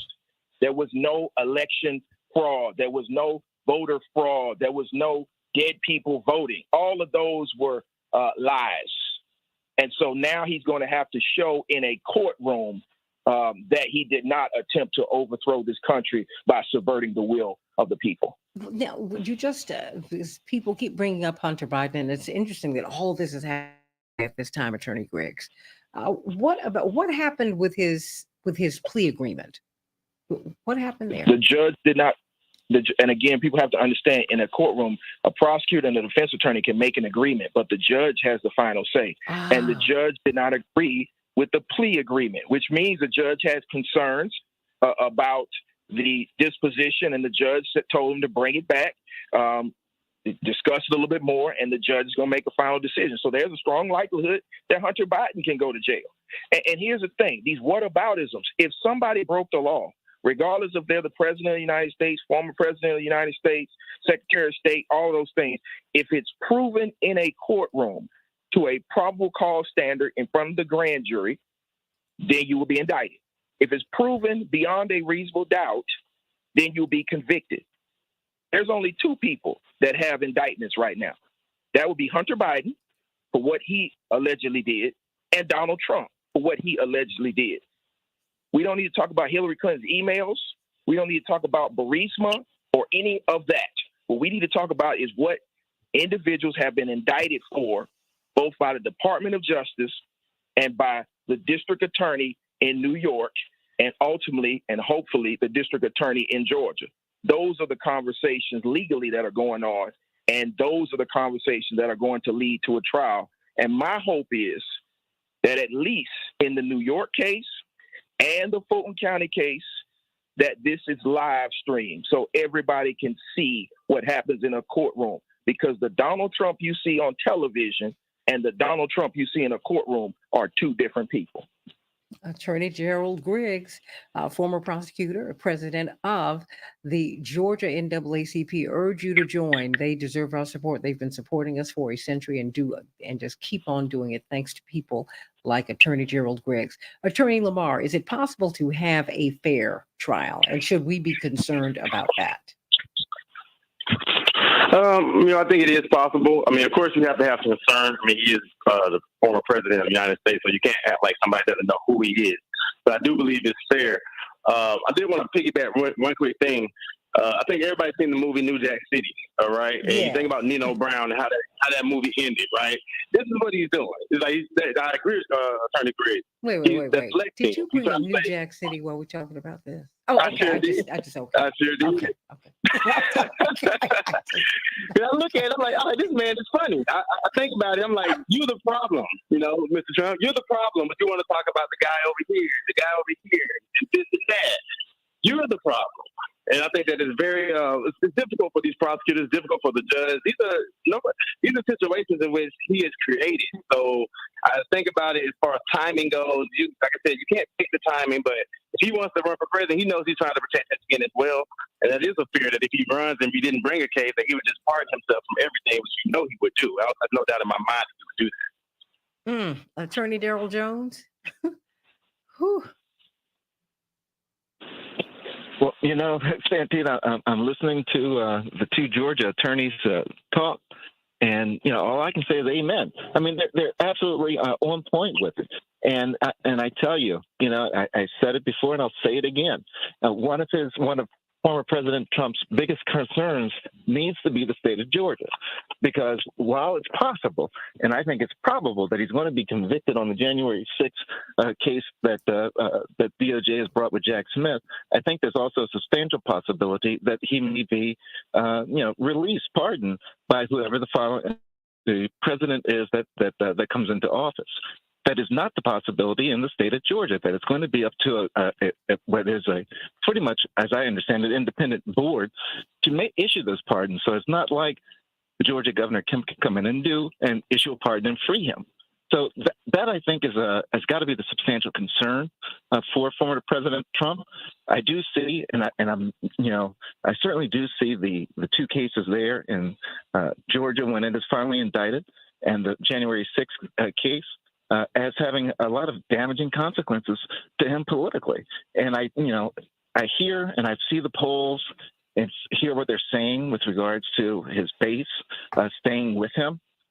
I think that once the convictions hit, that you're going to start seeing all the movement then from the people that are supporters of him and as to what they should do. And I'm hopeful that, perhaps the other GOP candidates that are running will finally find their voice with regards to standing up for the Constitution and standing up for a rule of law. I'm not a Republican, not a real supporter of them, But I am a supporter, as Brother Griggs was saying, of the rule of law and certainly of things being done correctly. Dwight McKee, your thoughts? I mean, because people are wondering why you're bringing up Hunter Biden. I agree with the prosecutors. The trial is not political, but the context is political. And you're dealing with perception, public perception around the trial itself. And so while the trial itself may be operating purely in law and facts, quote unquote, the perception of the trial to people who are voting is based on speculation and interpretation. And so that's why I say that I think he should have been in jail, but he should have been indicted before he announced he was running for president. Once he announced, had he done that, it would have looked like he's running for president to stay out of jail. But when you announce you're running for president and then they begin to indict you, then it begins to look like they've indicted you for political reasons. And so you run the risk of two things, in my opinion. One, of jury nullification, because the jury also have opinions. And if they believe that he's being indicted based on political reasons, then they will, as jurors, seek to nullify the results of the trial. We saw in the Old South when the fact of guys who had killed the civil rights leaders, Medgar Evers or whosoever, some of them or many of them went to trial. And what they indulged in was jury nullification. So you couldn't get a conviction because of the perception from those jurors that the trial, even though the guys were guilty, that the trial itself was unjust because they never saw the value of the lives that were taken. My last point on this is that my hopes is that he's convicted, he goes to jail, Biden wins, and the public is satisfied and believe that it was a legitimate hearing. My fear is that for those who are in the margins, it only reinforces the theory that this was a weaponization of the judiciary, of the criminal justice system, and that he wins, he becomes a president, and he pardons himself, and he rains havoc upon the rest of those people who he think have violated him. And then the other fear that I have is if he is convicted and go to jail, it's going to wreak of a civil war, or put us on the verge of a civil war. Those are my fears. Well, let me bring on Pam. Pam, you have a comment? Pam, what's up, sweetie? It's good hearing your voice always. Good morning. Thank you, and good hearing yours and everyone else. Thank you, Santita. Of course. I just want the process to move forward. Trump went on a crime spree, in my opinion, and he should be held accountable just as anyone else would have done so. Now, we already had Trump run in an election and lost, and we saw the havoc that came after, the insurrection that came after. It is possible that if he runs and he loses, it could happen again. So hopefully we'll be more prepared. But I'm not concerned with any of the Republican talking points about it's a witch hunt, he'll be a martyr. Santita, his base is going to support him, and we're now seeing that no matter what. So we've got to do what we've got to do to try to put elected officials in who are going to serve us. And I realize that Biden is not the end-all, be-all. It is the voter and the people who have to be the drivers of this. Well, Pam, hold on. Trump is only running. I'm sorry. Oh, no, so he can stay out of jail. No, I hear you, but hold that thought because I wanted Dwight to respond to you. I only have a couple of minutes left here, and I want everyone, if you could just stay with me for about 5 more minutes, everybody, so that I can get some closing thoughts from the attorneys and Dwight McKee. Republican talking points are you giving a Republican talking point, Dwight? Yeah, I am. I'm not supporting them. I'm giving them. Those are their talking points. That is what they're saying. And it's more of them right now than it is of us. I mean, if we're dealing with democracy, the reality is it's more of them than it is of us. If you look at the polls, and it's more of them supporting Trump than us supporting Biden. And so, yes, that is their talking points. And we should pay attention to Republicans. Why? Legitimate or illegitimate, that is, in their minds, they're legitimate. If you look at their talking with COVID, many of them never took the shot. Many of them died, but that didn't make them take the shot. And many of them you did have not. to deal with where people are. Well, and many of them did not. So there's a lot. But and many of them did not. Attorney Griggs, Attorney Jones, Attorney Lamar, stay right here. I'm going to bring on Congressman Jackson. He's going to be talking about his senior resource fair, but I want to get closing thoughts, 1 minute apiece from each of you. Is that okay? That's fine. All right. Stay right there. Boy, oh boy, oh boy, this has been big fun today. You don't want to miss any of this crosstalk that we're going to do during this break.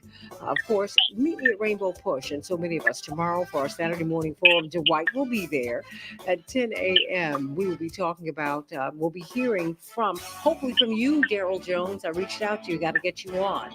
And Attorney C.K. Hoffler and Attorney Ben Crump. They will be featured in the broadcast tomorrow. Go to 930, come over to 930's 50th Street at 10 o'clock. We're going to have a good time. We'll do some talking afterwards, everybody, but stay right here. We're going to talk about the Senior Resource Fair with Congressman Jonathan Jackson. But before we do, getting closing thoughts from this magnificent panel. Back with more of the Santita Jackson Show in just a minute. Pam, you still there, sweetie? She hung up. Oh, okay. You know, I like to have everybody interact. Whew. Oh, God. Dwight, why did you feel it? Why? Just explain to me one more time, because, you know, I'm not the sharpest blade in the drawer. Why do you bring up Republican talking points? Because you have to know what your enemy. Your dad used to preach a sermon say, know who your enemy is. You have to know what they're talking about. You have to know what their positions are in order for you to mount a counter point to whatever they're dealing with. You have to know what they're dealing with. Oh, look. But here's the question I have. You know, you do have to know your enemy, but you do not repeat their rhetoric. And we don't need to be on the defensive. We need to be on the offensive. And the offensive is, here are the laws. Here is justice. Here is law and order. And I would. The congressman is on. That you made that there are more of them than there are of us. No, there are more Americans than there are individuals that want to overthrow the country. We saw that on January the 6th. January the 6th, 800 people have been sentenced to federal prison for those attempts to overthrow the country. And so what needs to happen is the head of that criminal conspiracy to overthrow the country needs to be held accountable. And if it means that individuals will not leave their allegiance to a man over the country, then we have mechanisms to deal with them. I'm not afraid of another civil war because, again, this country's military is very strong. They have drones to these people's automatic weapons. You know what I'm saying? So what we have to do is to make sure we undergird our people with the truth. The truth is what we saw with our own eyes in many of these states, what we saw at the Capitol, what we continue to see come out of this man's mouth. Lie after lie after lie after lie.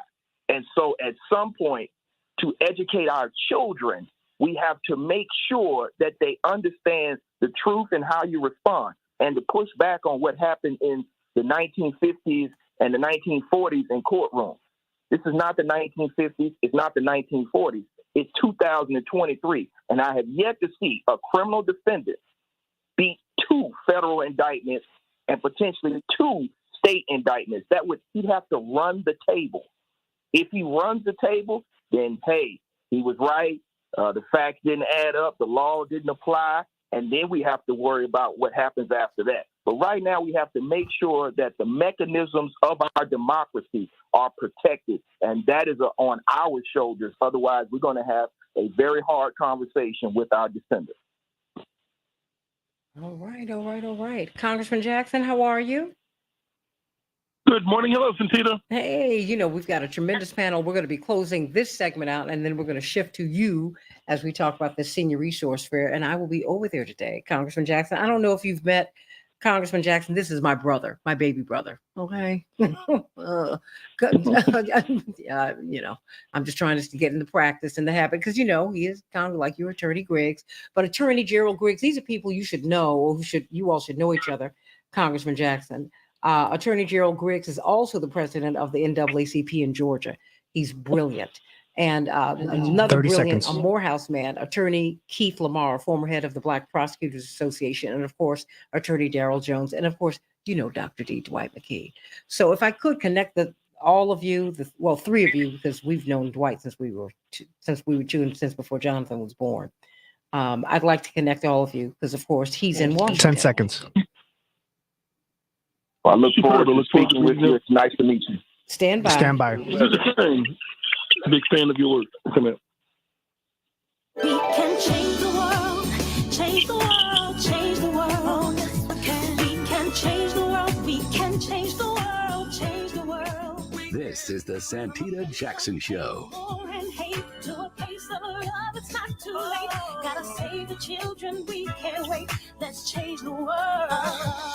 Hey everybody, welcome to the Santita Jackson Show, Friday, August 4th, 2023. Hope that you'll meet us at Rainbow Push at 930 East 50th Street tomorrow morning, 9:30. We will start our broadcast at 10. You don't want to miss it. We're going to have Attorney Ben Crump talking to us about the Henrietta Lacks case. We'll have Attorney C.K. Hoffler talking about what happened at the NBA conference, including the threats to all the lawyers there. You can't make this stuff up.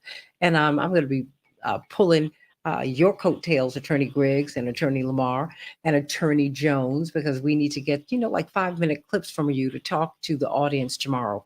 So, and of course, Dwight McKee will be there as well. So everybody, before we pivot to the Senior Resource Conference, and I think that is so important what Congressman Jackson is doing today, because seniors, you need to know you can get more than a discount on your movie ticket. I want to get closing thoughts from this tremendous panel. Let me start with you, Attorney Lamar. What's our takeaway? What should we be looking out for as former President Trump faces these legal challenges in what is now the election 2024 season? Well, once again, thank you for having me on the show. I think the group of panel members that you had today were excellent. I love everybody's opinion. I think these dialogues continue to happen so that people in our community can honestly understand what is going on. And what we're witnessing is history. I think whether this case, the outcome, whether it is guilty or not guilty, convicted or not, it's a generational case. It's setting precedent. It's very important for our people to understand that. And I also want people to understand that what I'm about to say next is really for the higher ups. Whether you are red or blue, we're not talking gangs out here. We're trying to talk for our people.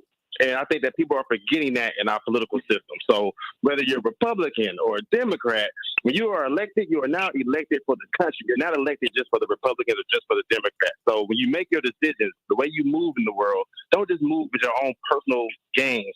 You have a whole society that has elected you to lead. We need true leaders. We need honest leaders. And we need leaders that are understanding that the community comes before their own personal gain. So if you're coming into office for your own personal gain, this is what's going to happen over and over again. We're going to have bigger Trumps in the future. So hopefully this can stop that, where people come in there for the right purpose, which is to empower our community as a whole, to have America going in a better direction. Because right now, we choose to close our eyes and act blind where we really can't see and ignore the fires, we're going to have the whole house burned down. So I hope people are waking up, and let's see the change that we want to see. Amen. Attorney Darrell Jones, 1 minute. Thank you, Santita.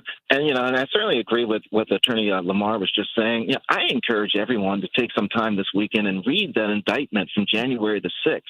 Because what you learn from that indictment is the concerted effort that was taken to try to take away the right of the people's vote, that people had voted, but these were actions that were taken to try to discount, dilute, get rid of your right to vote.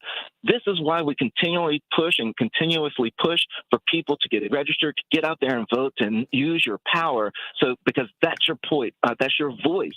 Don't let anyone turn that power down on you. Please read that indictment, understand the concerted effort that was taken, and then get out there and be certain that you register your family and friends to vote, Santita. It's so incredibly important right now. Oh, Dwight McKee? Well, first, I think that I really appreciate the prosecutors, and I see why they are prosecutors. They have real firm arguments, and they're arguments that are within the confines of the Constitution. So I applaud them. I just have never seen in this country a commitment from most of the people in the country to the constitutional rights of people other than themselves. You know, they've always spat on the Constitution when it came to us and when it was convenient for them. And so I really do feel that guilty of innocent, Trump, you know, may still be the president. And if we don't get out and vote, if we don't get out and fight, that he has a real good shot of being the president. You know, Trump didn't just start lying and cheating. He's been lying and cheating for the last 40 years and has gotten rewarded for it. He's a billionaire from it. He got a hit television show from it. He became the president from that. Cheating and lying is not new to him, but it's because he's in that class that where it transcends the law. He's been more a benefactor of his dishonesty than persecuted by his dishonesty. And so what I think in this situation, I'm not sure that all the hoopla want to set up a situation again where he's rewarded for all of the nuggetry that he's done. Mm-hmm. The final word belongs to you, Attorney Gerald Griggs, president of the Georgia NAACP, former prosecutor. You know, I have confidence in the people of the state of Georgia. You know, I've heard these conversations before, and Georgia saved the democracy, and Georgia will save the democracy again. We are a country of laws. We are bound by those laws. And of course, those laws have always been beneficial to Black folks. But when Black folks stand up and they speak truth to power and they hold folks accountable, they flip the course of history. They did it in 2020. They did it in 2021. They did it in 2022, and we will do it in 2023 or 2024. I believe, and I'm going to step out on faith a little bit. I know Fonnie Willis. I've known her since I was 18 years old. She is not afraid of anybody. And so when the people of Fulton County, the county where I reside, speak, and they will speak again, you will see that the rule of law in Georgia is very strong. So I don't care if Mr. Trump has been running around lawless for 80 years. When he called into the state of Georgia, the stakes went up. And so here's what we're going to do. We're going to make sure that he has a fair process. We're going to make sure that the rules are followed, and we're going to make sure that people are held accountable. And at the end of the day, Georgia, again, will save the democracy. So he can run for president all he wants. The end of the road happens in Georgia. Attorney Gerald Griggs, president of the NAACP of Georgia. Attorney Keith Lamar, former president of the Black Prosecutors Association and former prosecutor, both of them, and the chairman of the Transformative Justice Coalition. No one does greater work on behalf of securing our vote and getting people out to vote. And of course, brilliant social scientist and dean of the MAFA Redemption Project here in Chicago, Dwight McKee. I thank you all for being part of the show today. Boy, have you got us engaged. Everybody get out and vote, and remind your children that if they are 17 and will be turning 18 by the election day, they can vote in the primary process. So let us get everybody registered to vote. Let me pivot to Congressman Jonathan Jackson, someone, this is my brother and I love him so much, but I'm also proud of him. I love the fact that he has the spirit to serve. Congress was not something that he was looking to do, it was something that you asked him to do and you voted him in, and he's working hard for you. The first annual Senior Resource Fair. As seniors, as I creep toward that line, Congressman Jackson, I see seniors, as soon as mom turned 62, she started getting that discount at the theater. She started looking for these senior discounts, but there's much more that's available to seniors. How you doing this morning? Excellent. I think I qualify over the age of 55. Are you serious? I'm all in. I want my. Yeah, they didn't advertise ARP over 55. You can't get your full benefit, but okay. I haven't been to in a few years, but yeah. Okay, because get 10 cents off a cup of coffee, although it may be $2-3 now, but every little bit helps. Every little bit helps. Very excited about. No, so Santita, this is out at the Kroc Center and out here on the south side at 1250 West 119th Street. And it's just bringing resources back and coordinating, showing people the services that the congressional office has, from an app competition for children, grandchildren that you want to have in, for artwork that can be displayed at the Capitol that goes on annually. That's in its 41st year in Washington, D.C., to let artists have their pictures on the wall in the hallways underneath the Capitol. For the seniors and adults, to people that have issues for veterans benefits. There's the PACT Act that there's an August 9th deadline we have to get people signed up for that have been contaminated in certain areas that they qualify for IRS issues, passports, Medicaid, Social Security. So the staff will be out there, caseworkers, and bringing these resources. We're traveling around the district. So we've had a town hall meeting in Bronzeville. We're having this senior fair. We're going to be going out to the south suburbs. We're just in Kankakee and in Frankfurt. So we're moving the offices around and bringing the resources to the people.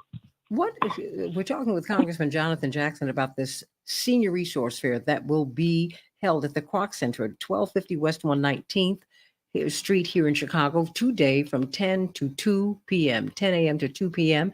You want to be there. You need to be there because there are so many resources that that are available to you, but you don't even know that they exist. And you need to take advantage of the free health screenings, and they will be thorough screenings. You need to get answers to your questions about Medicare and Medicaid. You need to find out what community organizations and what government organizations and departments can help to make your life easier. What about the nutrition and wellness? Well, we're going to talk to some people who really are qualified to talk to you about that, because you don't always need to pop a pill. You can really get, that's why the food deserts, we have to eliminate those.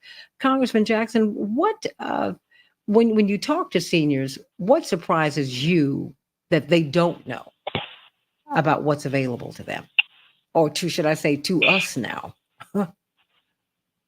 Well, Santita, our neighborhoods are just void of the services, and we have to bring the services back to our people. And I think this is simply a platform. I've invited other elected officials, aldermen, state reps, county commissioners, come out, be a part of the platform. This isn't about just the first district. With the resources we have from the federal, we can share those. But I want this to grow even bigger, and all the elected officials to come out, answer people from people that have the local issues. People fundamentally don't know where to go for certain services, on what the federal services that are offered, what the county and the state reps, that we're all these people. And so a lot of people are trying to do it individually. I like us to do it more collectively so we can build this platform out. And sometimes our people and parents are getting of age where it's hard for them to move around. So we have to become more accessible to them.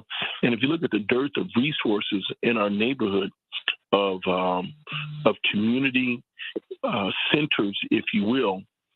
So I've been trying to figure out where can I have a banquet for 150 people sit down on the south side. If you think Roosevelt Road to 95th from the lakefront over to the Dan Ryan, outside of a church, we don't have community banquet halls. That's true. So, outside the University of Chicago and like and a few church facilities.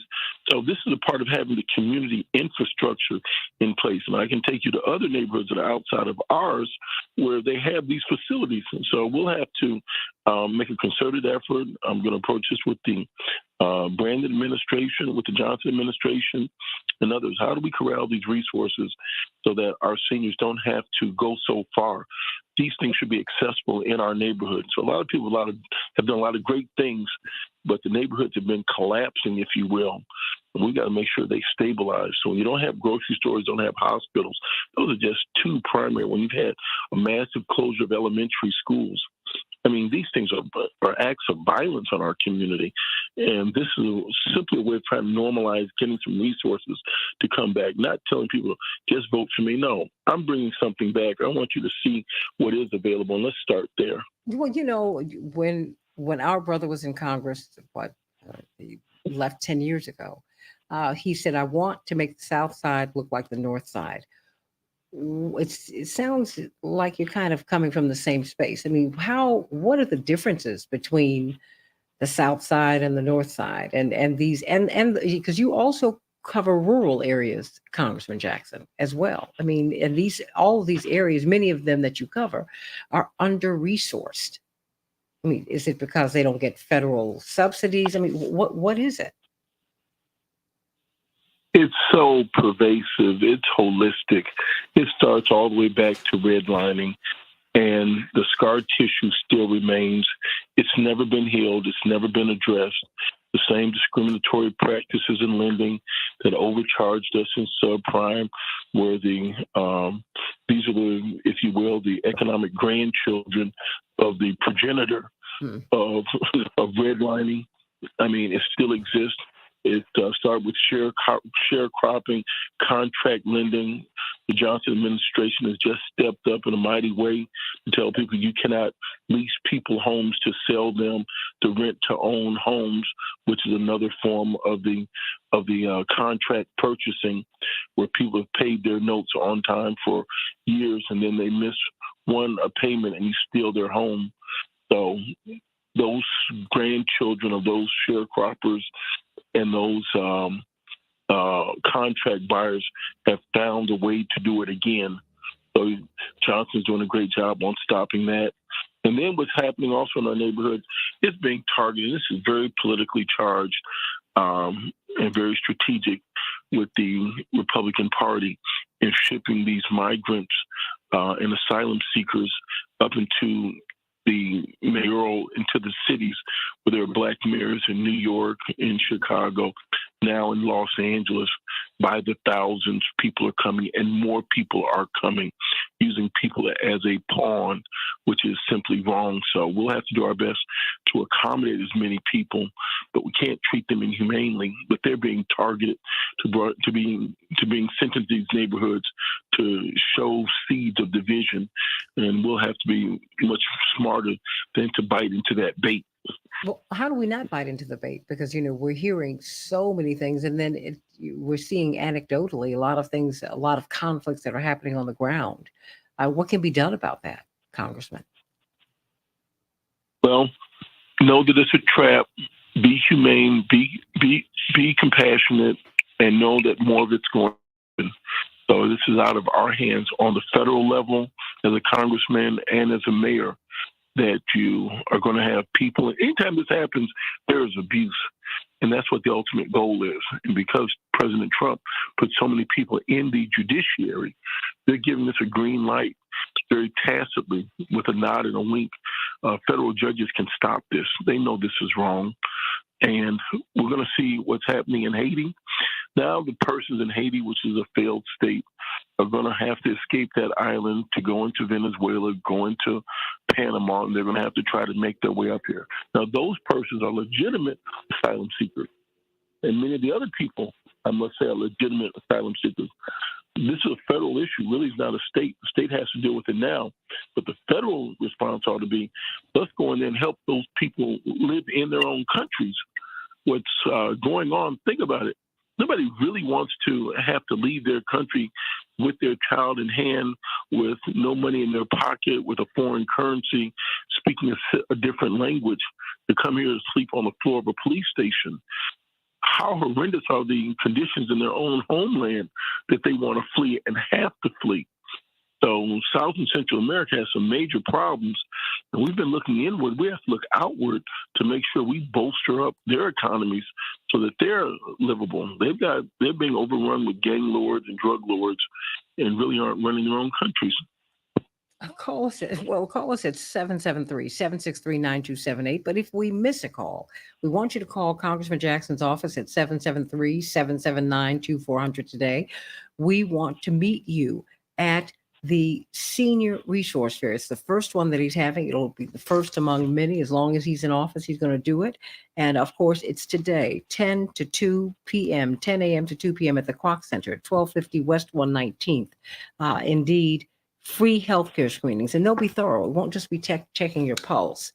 They're going to be looking in your mouth, looking in your eyes, because so many of your health indicators are viewed through the eyes, through the mouths. Medicare, Medicaid, what questions do you have about Medicare and Medicaid? What about nutrition and wellness with experts? But also, what about connecting with community services? I mean, there are so many that are available to us, and we don't know what they are. If we don't know, well, we're going to be at the Senior Resource Fair today, and it's really at 119th and Elizabeth, everybody. Just in regular times, can we just call your office and find out, Congressman Jackson, or is there a website we can go to? Well, you can go to the congressional website, Congressman Jonathan Jackson, and you can get additional information. But we're encouraging people to come out. And although it's called a Senior Resource Fair, bring your families out. It's important that our children understand how to access government and let them know that there are resources that they are entitled to.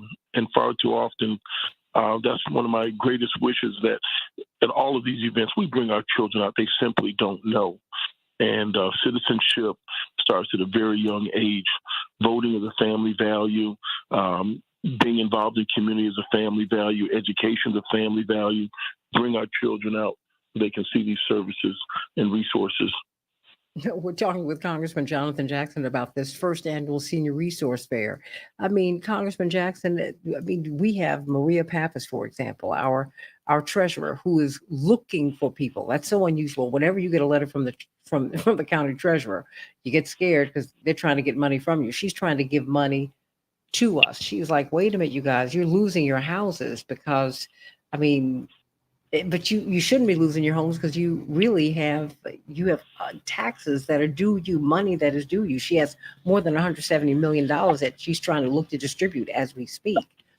And you're looking to bring us into the fold on services. I remember at the height of the pandemic, or as we were moving toward the height of it, it seemed like in other communities, they were readily able to get tested, for example, Congressman Jackson. But on the South and West sides, not so much. In these disconnected areas, not so much.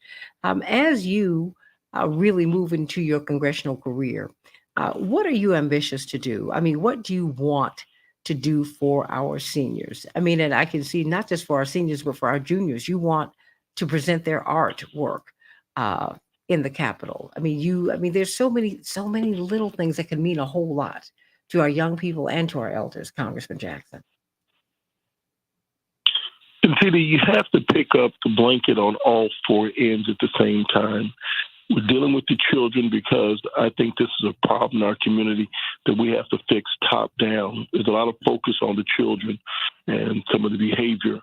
But the problems start top down. Our voting block starts with senior citizens. They're most in need. These children come from somewhere. We've got to get more parents to have responsibility over their children, reconnect more grandparents with their children, with their grandchildren.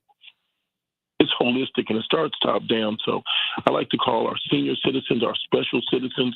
If you've got a crown of gray on your head, the good Lord still has you here for a reason.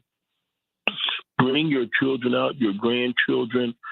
Teach them and tell them your history. I think far too often we haven't shared with our children the history of when blacks couldn't go east of Ashland and we couldn't go east of Western Avenue, and the things we couldn't do now that we can.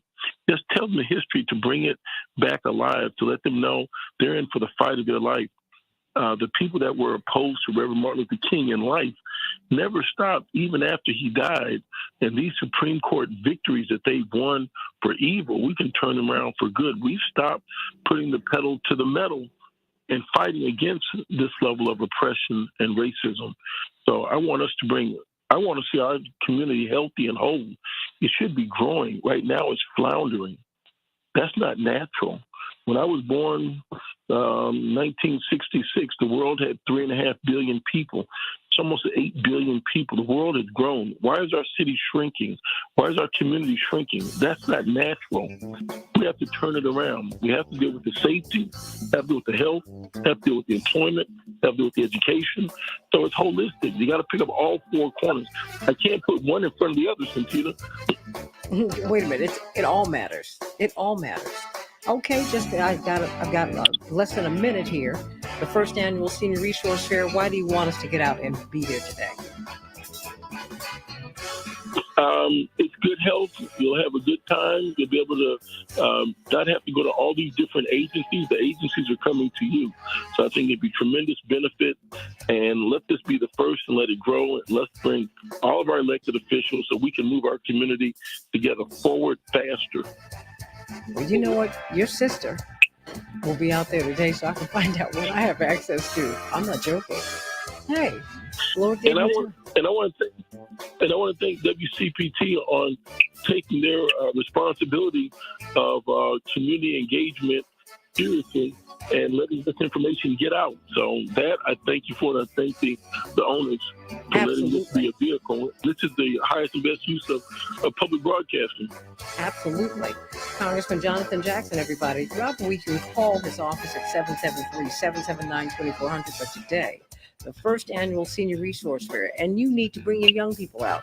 You're going to find out all kinds of things that are due you, that are there waiting for you, but you got to know that they exist. It's today from 10 to 2 p.m. at the Clark Center, 1250 West 119th. That's 119th and Elizabeth. And then tomorrow, I hope to see you at Rainbow Push at the Saturday Morning Forum at 10 a.m. It's going to be great. Got a lot to talk about. I love you, everybody. God bless you. And I love you, Congressman Jackson. I love you, John. Love you more, Santita. Love you, my dear. Bye-bye. I love you. I'll see you at the Clark Center. I love you, everybody. Have a great weekend. I'll see you on Keep Up Alive, but hopefully I'll see you at the Clark Center in just a couple of hours at 1250 West 119th. I love you, everybody. God bless you and have a wonderful day.